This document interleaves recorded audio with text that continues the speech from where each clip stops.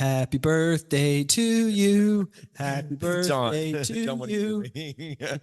I'm singing happy birthday. Well, that's debatable. I guess. Why are you singing happy birthday? Because it's our birthday. This is our 500th episode. Oh, so you're singing happy birthday to the Queer Money podcast? Yes. Oh, okay. Well, that's exciting. Although traditionally this would be called a milestone, not necessarily a birthday. Happy milestone to you. So I guess we are celebrating today. You're listening to Queer Money episode 500. And today, like I said, we're celebrating our 500th episode. Let's get down to business.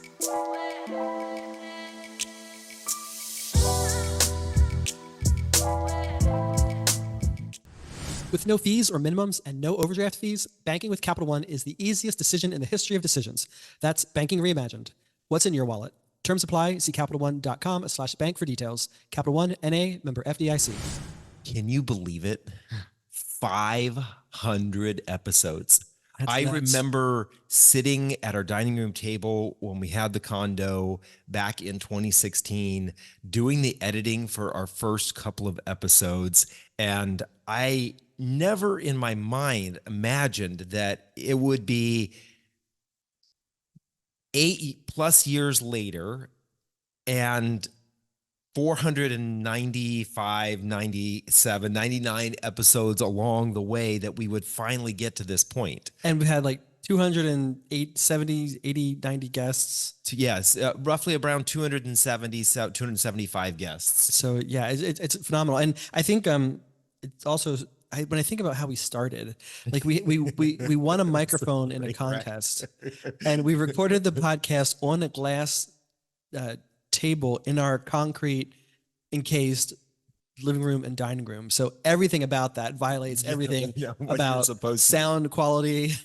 Yeah. And I've listened to some of the older episodes recently. It's like you can hear really the echoing. They're really it's shitty. Pretty bad. And the editing was creative, I'll say. Yes, it was. So, but luckily I think we've improved at least a little bit. Yeah. But, and I think 500 is I take that as an especially big milestone, because there are a lot of podcasts out there, but not a lot of them have been around for a long time. In fact, according to an industry site called Yagora, there are over 150 million podcast episodes that have been created in totality around the globe. Jeez. Yeah, isn't that crazy? That's a lot. And 44% of podcast shows, or shows, have fewer than 3 episodes. So somebody has either come out with 1, 2, or 3 episodes and then quit. Right. And just over about 720 podcasts have more than 10,000. But the average 720,000 podcasts have more than 10 episodes. Have more than 10 episodes. Right. And the average for podcast episodes is 50 per show. Right. So the average podcast has 50 episodes. Yeah. And we have 10 times that. One of the things I will say, and you guys will get the double entendre here, is we may not be the biggest podcast out there, but boy, do we have staying power, right? We have gone on a lot longer than so many other podcasts. Yeah. And I think it's especially so when you think about podcasts made for LGBT people by LGBT people. There are even fewer. I did some digging on Wikipedia, the savant that Wikipedia is. I'm not sure how for whatever. So I looked at like LGBT podcasts, and Wikipedia came up, and it doesn't list our show. So I don't know exactly why, or who's updating that, or I don't know how to update Wikipedia, or who's doing it. I just always figured it was like the minions in the background kind of updating it. So apparently they're ignoring us. So with that context, I use that as his data source. But it looks like Dan Savage has the longest running podcast. But he's an LGBT person, not necessarily creating a show for LGBT people. He does cover LGBT topics a lot. From time to time. But it's not really an LGBT podcast per se. Right. Of the oldest LGBT podcasts, so that's LGBT hosts for LGBT listeners, the oldest that I can find is a gay and a non-gay, which is James Barr and Dan Hudson. So I guess it's a half a gay. Yeah, the other is not a gay. Then there's Getting Curious with Jonathan Van Ness, who everybody knows. And then I think my math is correct, and that's debatable as well, we're tied for number 3. So at the very least, we're probably in the top 5, but we're tied for number 3 with the Penumbra podcast that's hosted by Harley Takagai and Kevin Vibert. Yeah, I'm not sure about the Sorry, pronunciation guys. of these names. I have to listen to your podcast. But according to them, we're kind of the timeline listed on Wikipedia. We're kind of like right in there. So I think that it's a safe bet to say that we're one of the top 5 longest running LGBT podcasts for LGBT people. Yeah. And, you know, when I think back to how we got started, it was 2015 that you and I went to our first personal finance conference, being around other people who were kind of in the personal finance space. Although we had been blogging under Debt Free Guys for over a year at that point, it was at that conference that you and I looked around and we were like, there ain't no other queer people here, or at least they're not out. And that was a major red flag to us that, hey, once again, the financial services industry is ignoring LGBT people, and we, I guess, have to do something about that. And that is almost always the case. Whenever you look at any company that has decided to do something positive for the LGBT community, it wasn't started by an ally. It wasn't started by a marketing person. It was started by someone in that company that was a part of the LGBT community and wanted their company to take on this responsibility of representation. And that's what we did back in 2015. We started having these conversations around what we wanted to do and how we wanted to do it. And that's when we came up with the idea of having the Queer Money podcast. And we kicked off our show on June 3rd, 2016. That was the very first episode. That was the day it was released. We had We had several fits and starts to get to that point. It was kind of ugly. It was an ugly mess. Yeah, we had a train. We were working on a train wreck of a platform called Blab, which no longer exists. But it took us a little bit of time to bootstrap our own podcast and start getting it out there and discovering all of that on our own around what we do. Today, there's a whole industry around how to create a podcast, and everyone's trying to get your money if you're a podcast host. I mean, God, we get emails almost every single day about somebody saying how they would like to provide services for our podcast. Give me $2,000, $5,000 a month for your podcast. I didn't look it up, but thinking about the number of podcasts that are out there, actually, you might know this. The amount of money that podcasts generate, like the average podcast generates. Do you remember that? I know that Joe Rogan is like the leading money generator.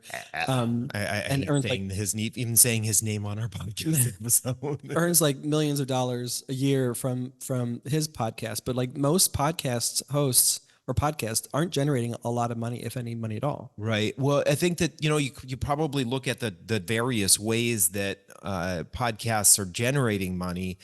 You have ones that are sponsored like ours. You have ones where the podcast hosts are selling a product. They may provide coaching and so they're selling that product as their own advertising. Or you have ones who are looking to their listeners to support the podcast through things like Patreon. And so there's a variety of ways. I know that in the marketing world, we just did some research a few weeks back for a partner, and their marketing dollars being spent on podcasts is expected to eclipse $4 billion this year. It's trying to take over television and radio, huh? Yeah, exactly. Well, it just goes to show that there are opportunities in making money in podcasting. Well, I think one of the I'm thinking about that talk that we gave to that business partner. One of the benefits that brands have with sponsoring podcasts is that it really allows the brands to connect with a very specific demographic. It's like the example that we've used when we've talked about all these brands that want to sponsor the Super Bowl. There's literally no way to gauge whether or not people are actually keeping their eyeballs on the TV during those commercials, or if they're flipping to another channel, or if they're going to the kitchen to get a beer or a drink or whatever.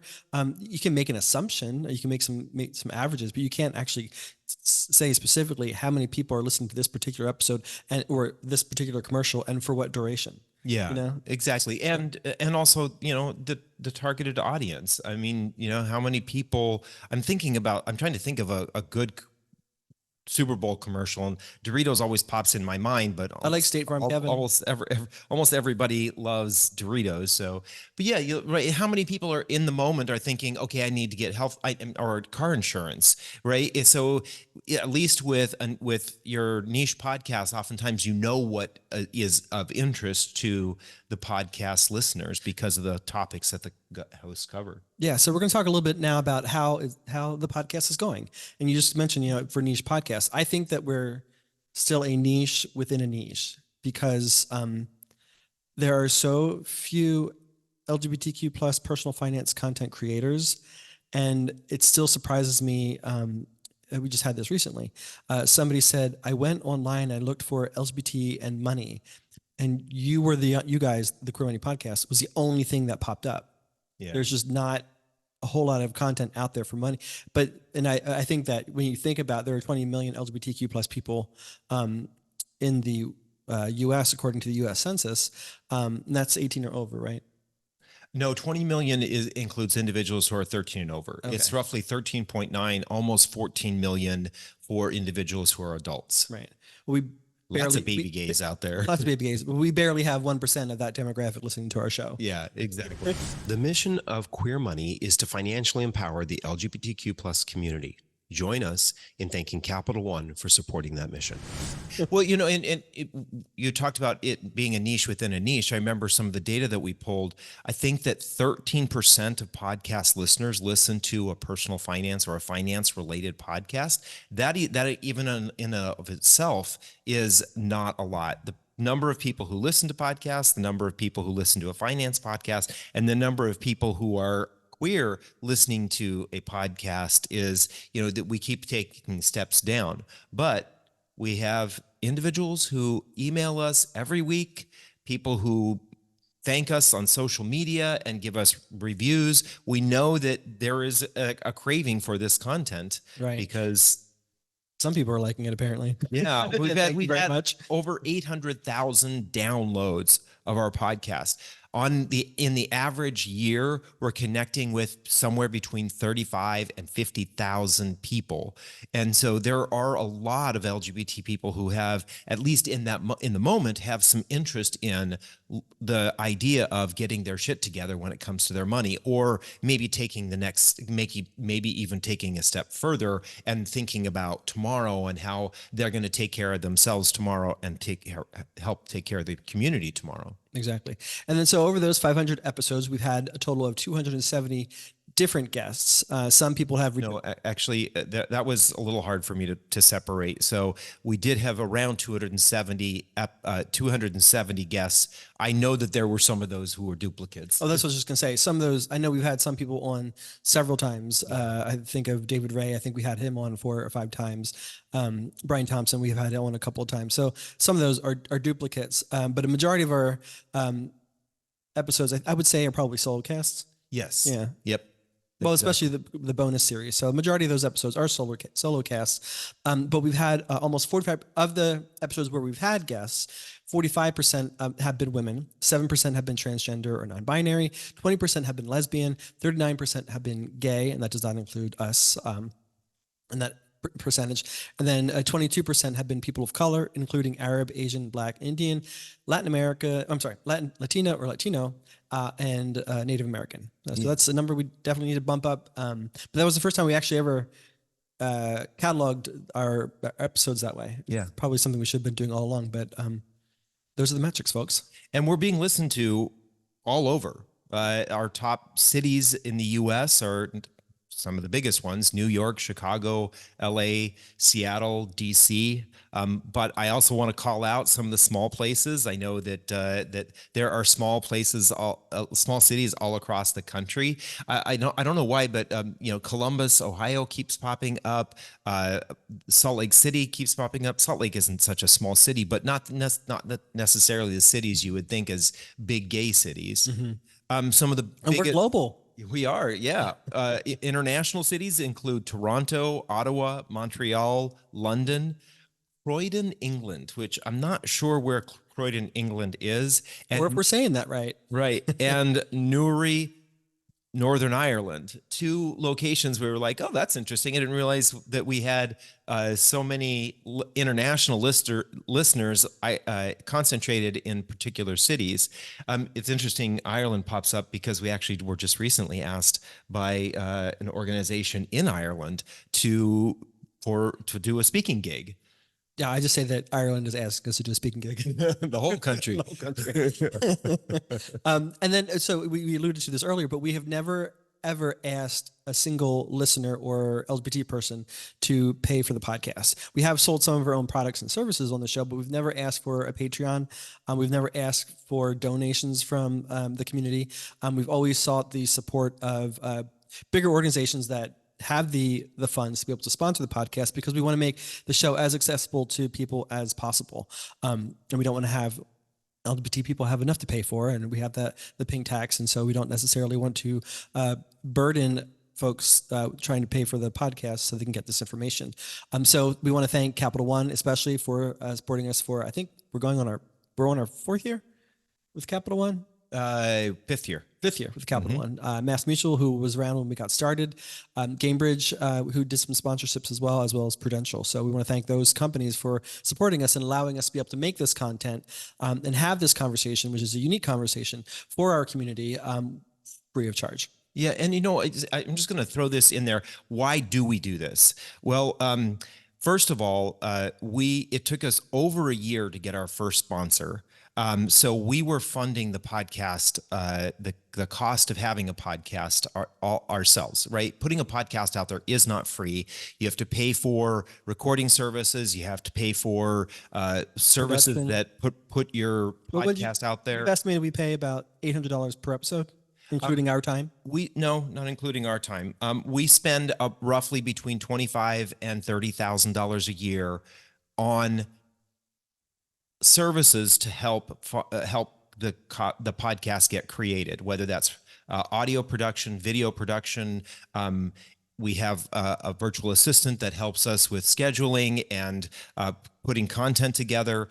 All of those kinds of things are part of the costs that we have associated with having a podcast. And we wouldn't be able to continue to provide this if it wasn't for some of those larger companies being able to sponsor at larger levels. Okay, so let's think about in totality, think about all 500 episodes in your head right now. What are some of the grand takeaways that we have that might not be obvious to the everyday folk? I think back to an episode that we did where we identified something that we call cascading homophobia. We were talking about and thinking about what makes money different for LGBT people, especially from the vantage point of being discriminated against.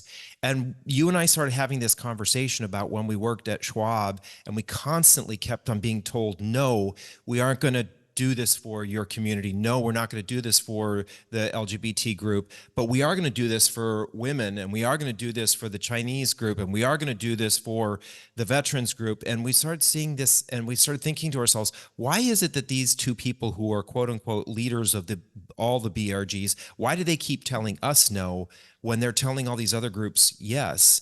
And we're like, well,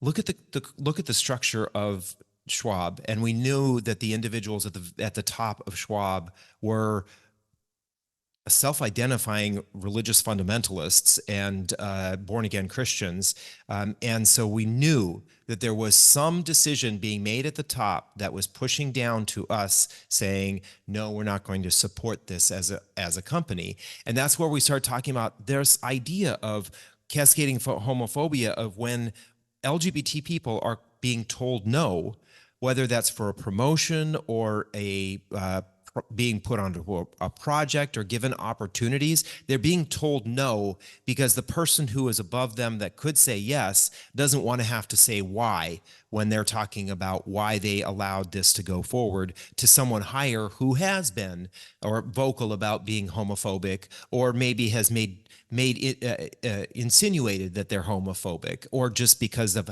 how they're out about their religion, then you know that they're going to be homophobic. So I think that was one of the biggest. There's a good chance, not guaranteed. Right. There was one of the big things that I think that that came out of this working on trying to talk about why money is different or how money is different for queer people.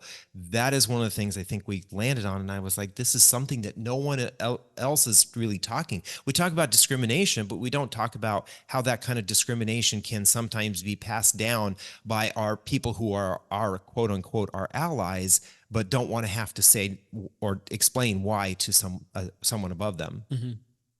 Any other hot takes? Well, I think that this whole idea of why money is different for queer people is something that keeps popping up. Things that we have talked about or worked on. The whole idea of legacy financial exclusion. This was another episode that we did early on.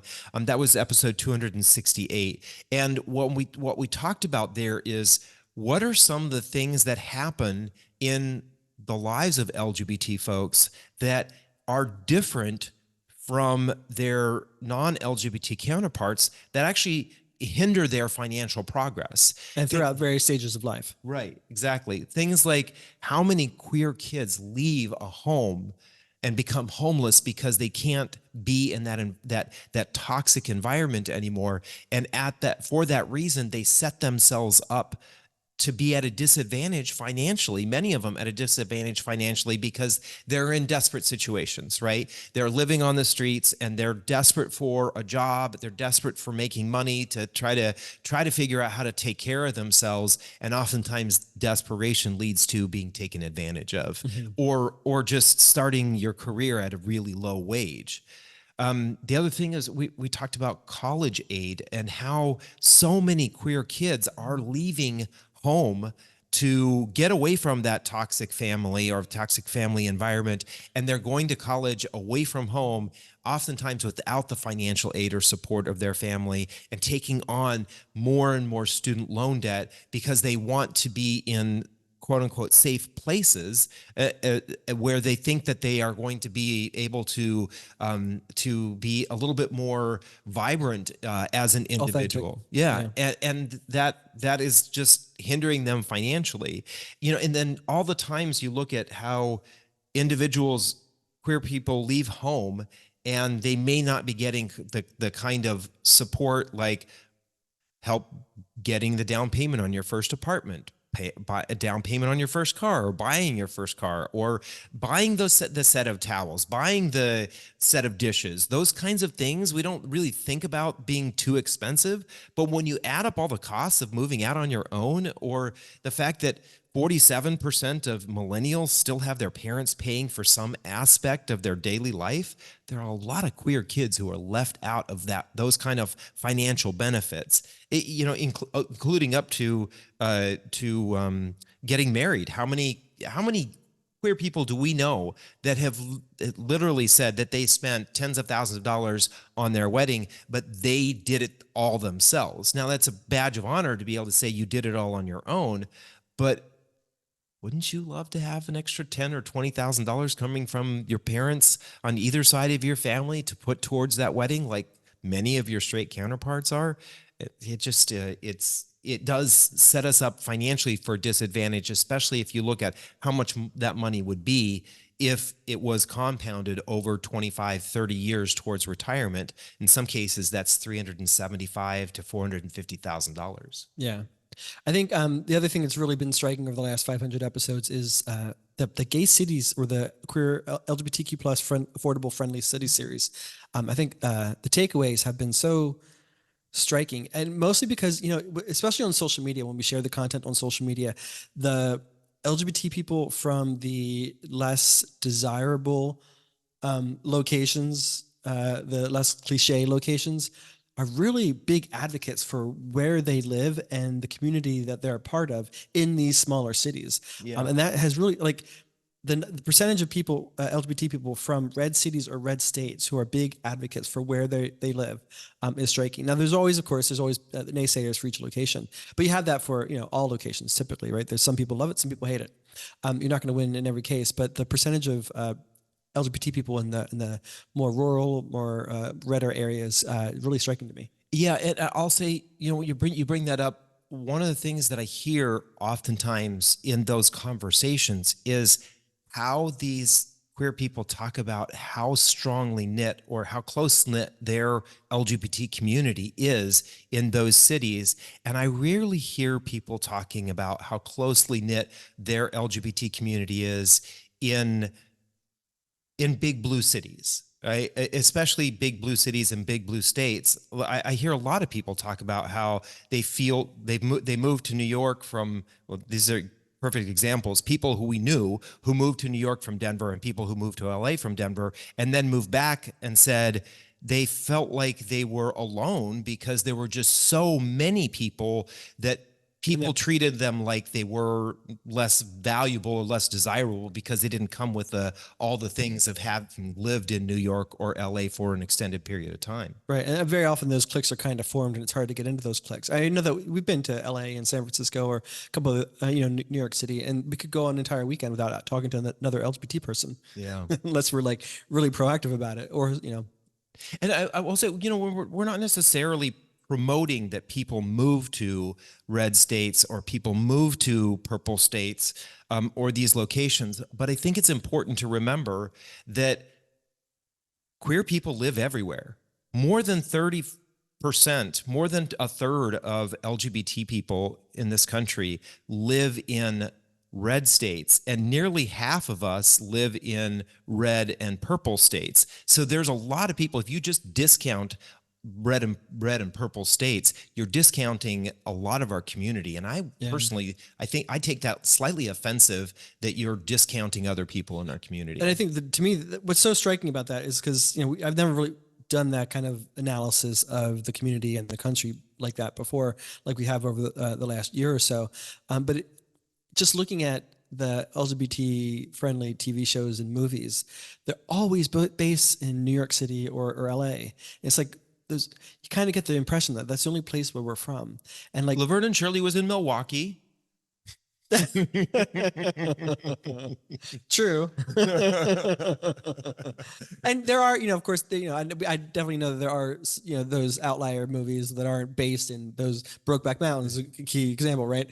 There are movies that they're not all based in those two cities, but it just kind of seems like that's where we're always supposed to be from. And if we're not from there, then we're almost like a second-class citizen in our own second-class community. Right. Well, it's interesting. You and I, we do talk about this whole idea of how when someone finds out that we're from Toledo, Ohio, there is a pregnant pause of them trying to figure out whether they want to congratulate us or say that they're sorry for why we've chosen to live in Toledo, Ohio.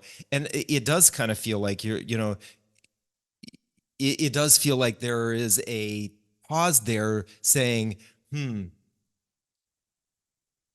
I wouldn't respond the same way if they were from New York or LA or Denver or Chicago or anywhere like that, right? The expected places.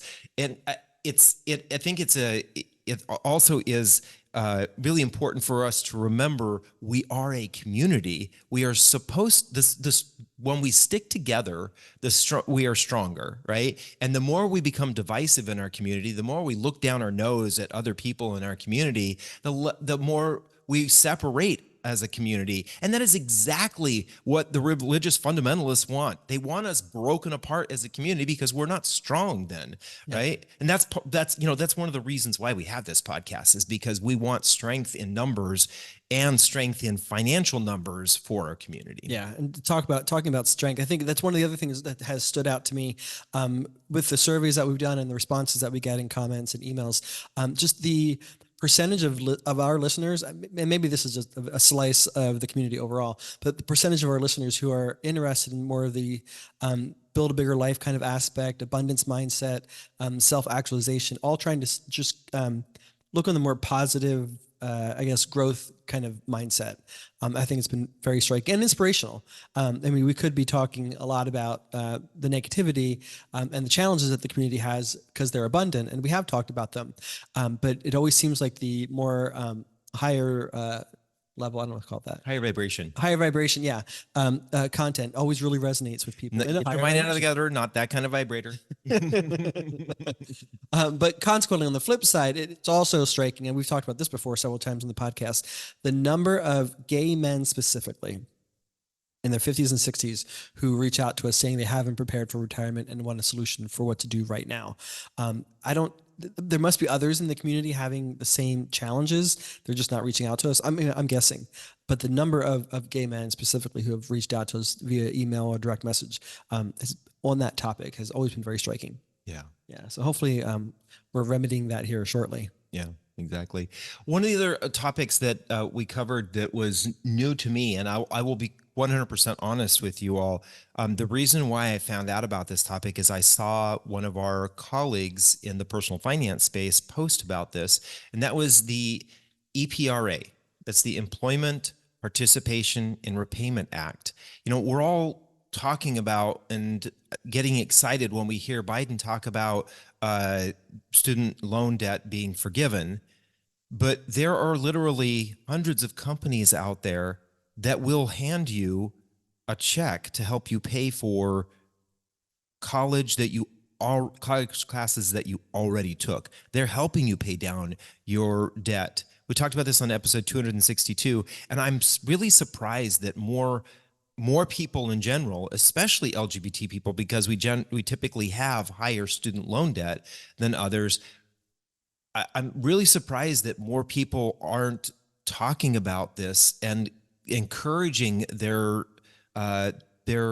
friends to ask, right? I think that this should be something that at least twice a year, maybe even quarterly, you email your HR department. Have you guys decided to start participating in the Employment Participation and Repayment Act? Yeah, EPRA for short. Yeah, in the EPRA, because literally for some of you, it's going to be a whole year's worth of, you know, if you got the full amount, $5,250, that may be a whole year's worth of student loan payments for you. Wouldn't it be nice to not have to pay a student loan payment this year?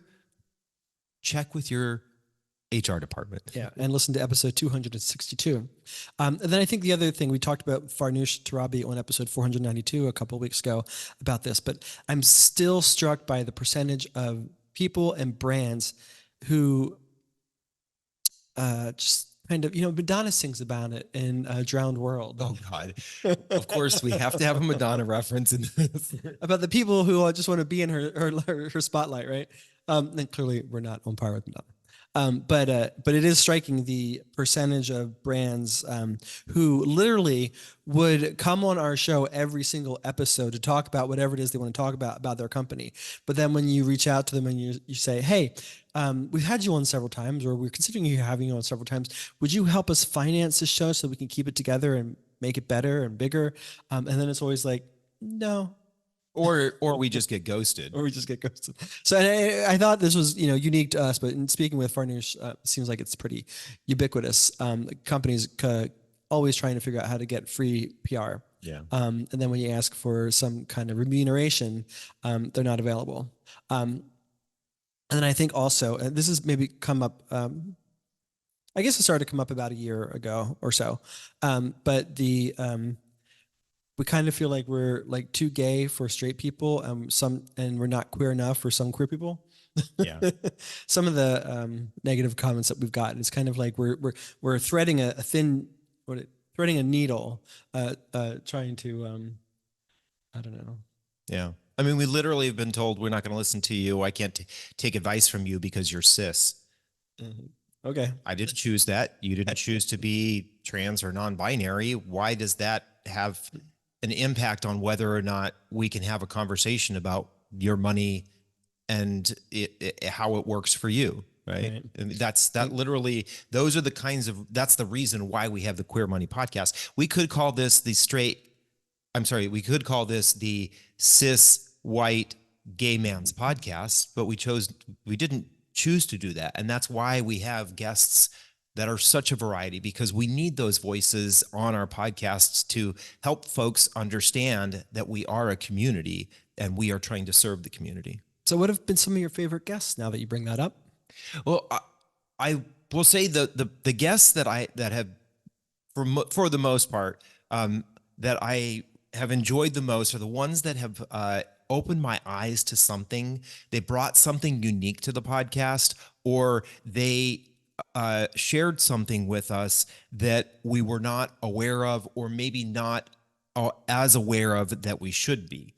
For example, we had Dr. Hannibal Johnson on the podcast to talk about the history of Black Wall Street. For folks who are not familiar, and what is really interesting is right now there is a case going on in Oklahoma with two women who are 100 and I think they're 106 and 109. They're the last two surviving individuals who were a part of the neighborhood in Tulsa, Oklahoma, that the white mob literally bombed and burned down. And this was a part of Tulsa that was thriving, and the Black community was so empowered and doing all of the things that allow you to get to that higher vibration in life, right? They had their families, they were doctors, there were lawyers, there was a bank for Black people, there were barbers, there were, you name it, everything that we need as individuals. They had a community there, and that community was completely destroyed. And it was a story that I had never heard growing up in Colorado, and then when I heard about it, started to hear about it in the early 2020. I think it was early 2020, or maybe, yeah, I think it was early 2020 that we first heard about it. That I was like, why do we not know about this? Why don't we know about these kinds of things? This is a pure example right there of how generational wealth was literally stolen from potentially hundreds of thousands or millions of Black families. And as those families grew and continued with their thriving lives. And I think it's those kinds of stories that I really, really, really love hearing more about or learning more about, because I think that our education system in the United States has failed us in many ways, and this is just an opportunity for us to help repair some of that. Exactly. I think it was that episode struck me as well. I think in particular because we actually had someone who a Black listener, a Black person who was a listener to this show, who went to Tulsa High School, and said he never even heard about it. Yeah. And he went to the school where it happened. He had to talk to his grandmother about it, and his grandmother didn't really want to talk about it for obvious reasons. But it's still something that we should be learning about. It gets categorized as critical race theory, I guess. Yeah. One of the episodes that I loved was when we talked with Dividend Dream. I don't know their real name, but they go by Dividend Dream, so that's what we go by. Where they talked about how they navigate the corporate ladder. The strategy for how they did that was, to me, just mind-boggling. So we highly encourage everybody who's in corporate America and wants to climb up the ladder for whatever reason. You do you. The way that they did that was just phenomenal. There were some times where they were getting a six-figure salary from a new job while still getting paid severance from a previous job, because that's what they had negotiated in the hiring process even before they accepted the job. So the strategy there is really phenomenal. So I highly encourage our listeners to listen to that episode. I didn't write the episode numbers down, so I'm sorry. Yeah. Of course, the other episodes that I love are the ones that make us laugh, right? Whether it's you, make me laughing at you, which happens quite a bit on you're these laughing episodes. with me, not at me. Right, exactly. But Tom Brickman, the frugal gay, coming on the podcast and talking about selling bras and purses as a way to, first of all, cover his expenses in college, to cover paying for his books in college, but then how he kind of continued to do that so that he could buy his first home. And that first home for him was a duplex where he lived upstairs and he rented the downstairs, so that during college, his cost of living was, I think he said around $318.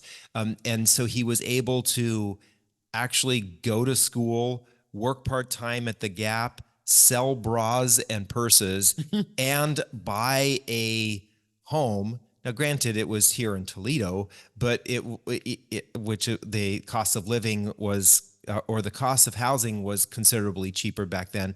Actually, to be honest, it wasn't. I remember him telling us that when he bought it, within a couple of years, the housing market tanked and he lost a lot of the value of his house. And it's only recently come back in the last couple of years to be above that. But it was just it was a funny story. If you haven't watched the episode or you don't know what Tom Brickman looks like, Tom is basically a bear, right? He's just a big bear, Cuddly bear. big bear. And to hear him talk about picking through bras and building up his collection of bras that he could sell online is just kind of funny to hear when you think about a gay bear. It's just one of those pictures in That's a your mind. dichotomy in and of itself. Yeah. I think I Dominique Jackson's interview really stands out to me too, in part because of the resiliency in her story. She talked about from a very early age, being in Tobago, realizing that she didn't fit in, things she didn't feel right. And of course, Trinidad and Tobago are very Catholic dominated countries.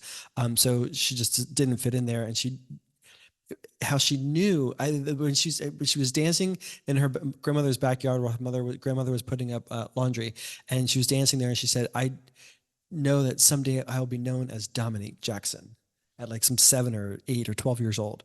I just that story is very striking, and then how she found her way over to the United States and how she lived hand to mouth, get started to find any sense of security. And it was still important for her to pay down her $20-some thousand worth of debt. And she shared her strategy for doing that. So it just kind of shows, like, no matter how challenging things can be, we can overcome them. Yeah, I'll let you know that that's episode 73. And the reason why I know it's episode 73 is I have listened to that episode probably 3 or 4 times. That's why we have so many downloads for that eepisode. Yeah. You're doing it. There are certain episodes that I go back and listen to as part of my mental health routine. It's an episode that inspires me. It gets me going. It reminds me that sometimes what looks like a horrible situation today can actually turn out to be something amazing if you give it the time and the energy and you keep going. And one of the other episodes that I really enjoyed was the episode with Ash Beckham. Ash Beckham is I think that I can't remember. What did she say? Yes, I am that gay. The Ash Beckham was gave a TED Talk about being out as a lesbian, and it was a TED Talk that it just exploded. It went huge, millions of downloads. And Ash turned around and wrote a book about leadership, and some things that I found so interesting about her perspective and the people that she has talked to and worked with over the years is this whole idea of giving people grace because we may not think like they do, or they may not think like us, that we don't have to hate people who don't think and look and act like us. They're different, and diversity is something that our community celebrates. It's okay to have diversity of thought. And it was really important for Ash to take a moment and listen to other people. When she was having a conversation with somebody who was a huge supporter of her, came to her wedding with she and her partner, her wife, and it was somebody who she thought was very, very supportive, and asked them, why did you vote for Trump in 2016? And just taking the time to listen, I thought was a really interesting thing, because oftentimes the leaders that are the ones that are the most toxic are the ones who won't listen to the people that they're leading, right? I mean, that's why we all think that Trump is so toxic, is because he's not listening to the people who he's trying to lead. But I think that if we take the time to listen to more people, we'll see how we are actually more alike in a lot of ways, and less unalike or less different than we think we are, and that I think is can bind people together or bring people together. It also gives people the opportunity, if we listen to them genuinely and honestly, they will listen to us, and we will learn something from them and they will learn something from us, and that can change both of us and change us both for the good. And I think that the other thing that I really liked about Ash's book and what Ash talked about was this whole idea of, as LGBT people, there are so many things that we face in life that can actually be rolled into leadership skills.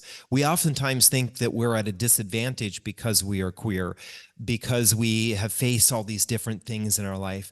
But things like resiliency, these are not traits that a lot of non-LGBT people learn from an early age. Yes, there are a lot of people who do have to learn resiliency, but as a community, every single one of us has had to build that resiliency because of who we are. Yeah, we've had to navigate survival.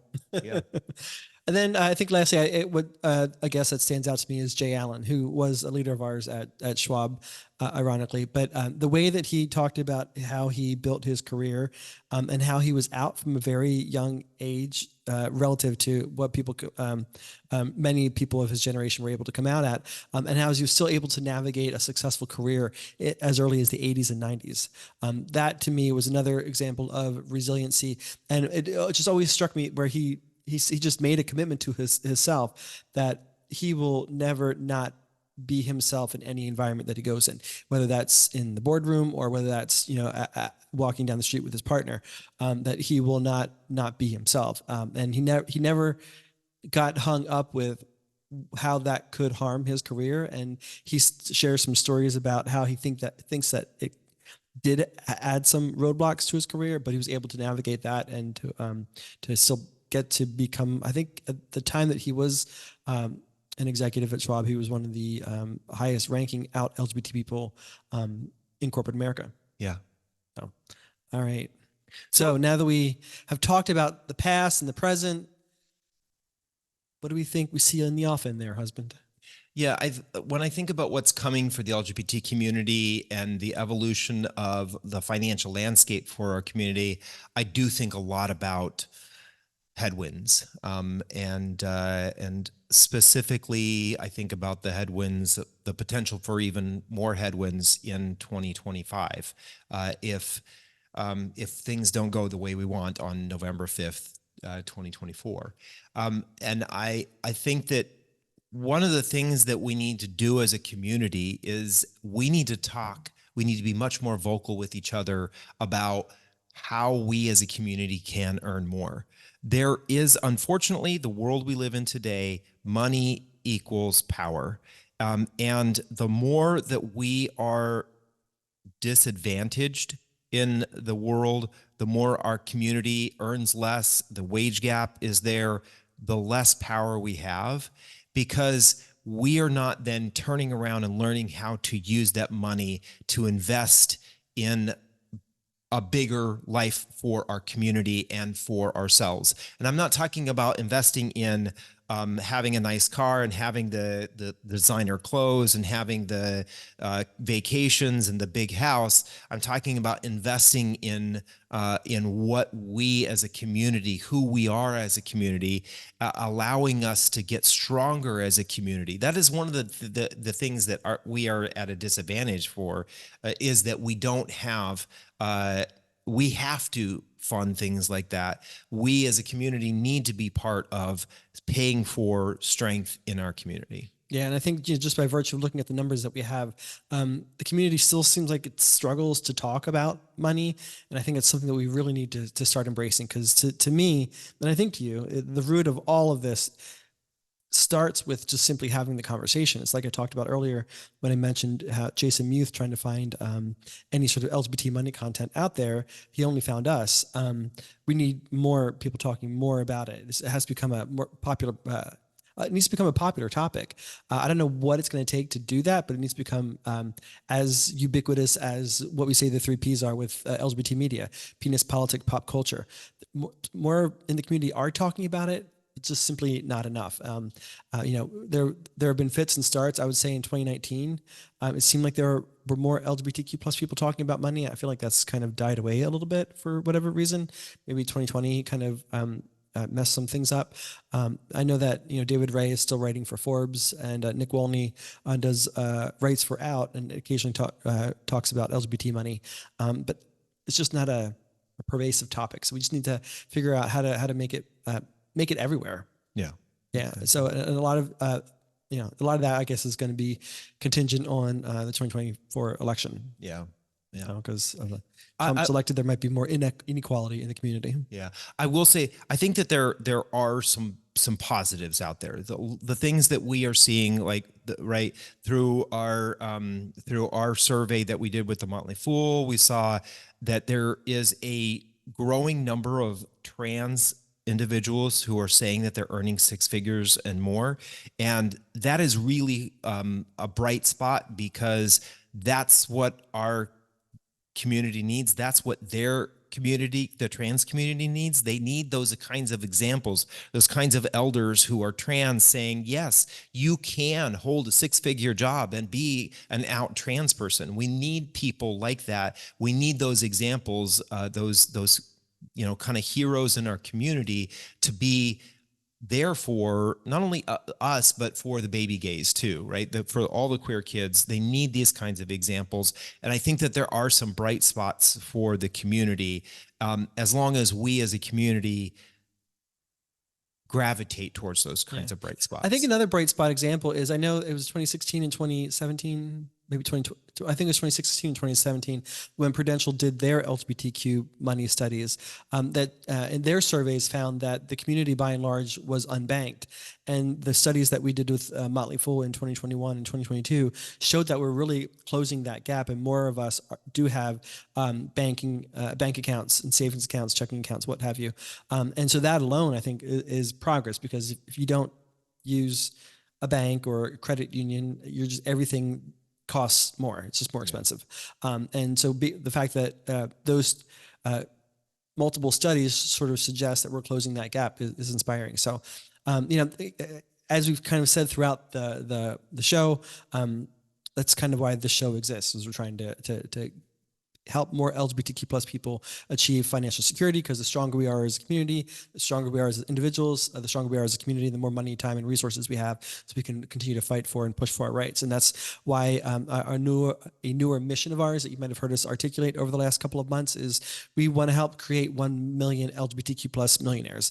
So we have those resources to not only spread financial security among the community, but also continue to push for and fight for our rights. And so a resource that you can look to help maybe get that started for yourself, or if you know somebody needs it, is go to queermoneypodcast.com and download the free Queer Money Kickstarter. And in that guide will help lay the foundation to be able to build your wealth pyramid.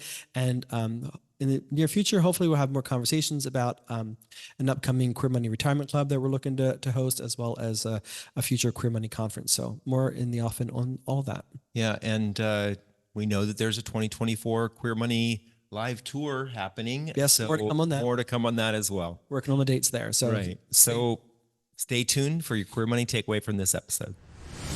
Capital One Auto Navigator does more than just auto financing. We're here to help you find a car you love, too. Shop millions of cars from thousands of dealers nationwide. Research your favorite makes and models. Explore dealers near you and more. All on Auto Navigator. Thank you for joining us for another episode. This week's newsletter includes your Queer Money takeaway and resources mentioned in this episode. Then join us Thursday when we share the most affordable LGBTQ-friendly cities in red states. Ouch. Yeah.